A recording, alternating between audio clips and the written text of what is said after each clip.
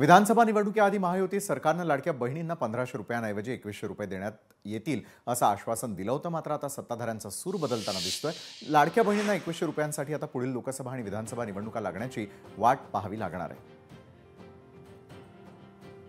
तर सभागृहामध्ये सतेज पाटलांच्या प्रश्नाला उत्तर देत असताना मंत्री आदिती तटकरेंनी योग्य वेळी 2100 रुपये लाडक्या बहिणींना देण्यात येतील असं म्हटलंय। तर अधिवेशनामध्ये किंवा अर्थसंकल्पात लाडक्या बहिणींचं अनुदान 1500 वरून 2100 करण्यासाठी तरतूद करण्यात येईल असं कोणतंही आश्वासन दिलं नसल्याचं आदिती तटकरेंनी स्पष्ट केलं।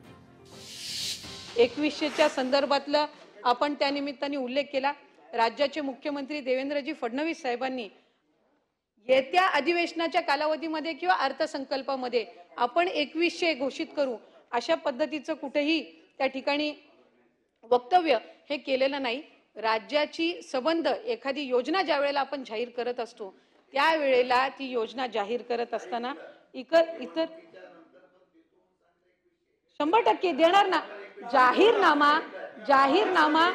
जाहीरनामा हा 5 वर्षासाठी असतो। या अर्थसंकल्पामध्ये 2100 करणार अशा पद्धतीचं वक्तव्य हे कुठेही केलेलं नाही।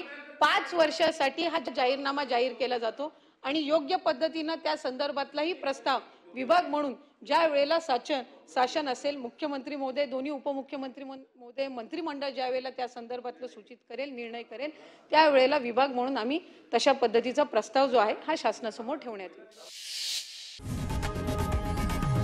लोकशाही मराठी ऐका, पहा, जागरूक रहा।